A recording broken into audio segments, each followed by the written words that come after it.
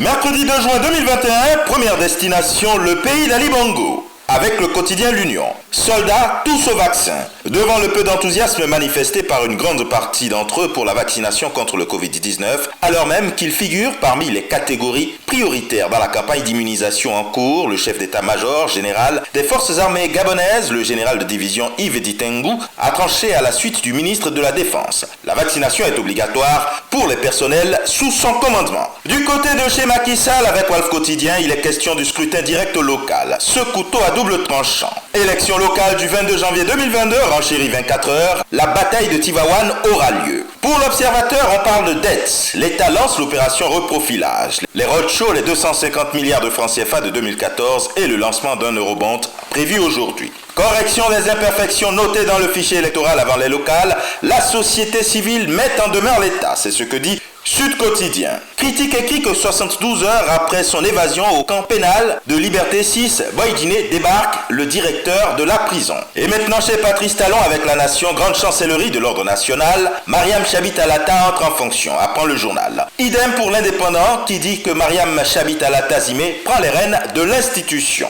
Assemblée nationale, Robert Bian succède à Mariam Chabit Alata et Dakpe Sossou promu. C'est ce que dit Diakpata pendant que Fraternité s'intéresse aux précollectes des déchets dans le Grand Nokwe. 5000 poubelles homologuées déjà disponibles. Le prix fixé, la pilule obligatoire, est de 25 000 francs CFA par ménage. Suite au départ de Mariam Chabit Alata à la vice-présidence de la République, l'autre quotidien propose la nouvelle configuration du bureau de l'Assemblée nationale dans sa parution du jour. Et maintenant chez Alassane Ouattara avec le Jour Plus, il est question du retour de Gbagbo et des exilés, libération de Gikawe, Afi, etc.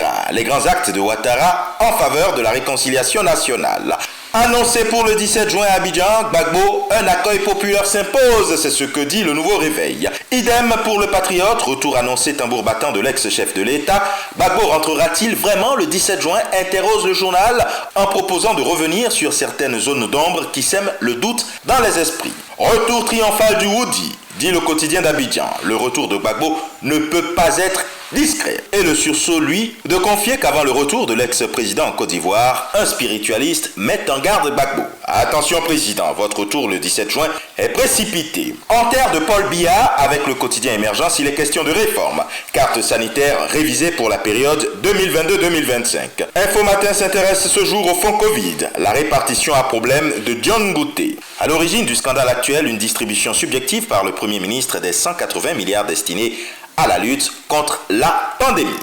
Domaine privé de l'État, l'autre audit explosif révèle mutation. Et le journal de poursuivre que le contrôle supérieur de l'État enquête sur la gestion du patrimoine public de 2016 à 2021. Cameroun Tribune, en sensibilisant sur les accidents de la route, indique que les maires seraient au front. Le transfert de ressources récemment opéré par le ministère des Transports en faveur d'une douzaine de communes situées essentiellement sur des axes accidentogènes est destiné à renforcer leur rôle dans la prévention. Et maintenant chez Foria Singbe, Liberté dit que lu sur Africa Intelligence, l'avocat star Pascal Agboibor, accusé d'abus multiples, aurait rebondi grâce au mandat de la RDC. Une halte chez Rockmark Christian Caboret à présent, avec le quotidien L'Information pour tous. Réconciliation nationale, Zéphirin invite les exilés à rentrer au pays. Et atterrissage maintenant du côté du royaume de Sa Majesté le roi Mohamed VI, où le matin dit que Sa Majesté le roi réitère ses hautes instructions pour que la question des mineurs marocains non accompagnés en situation irrégulière dans des pays européens soit définitivement réglée.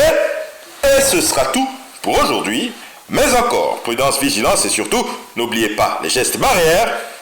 À demain!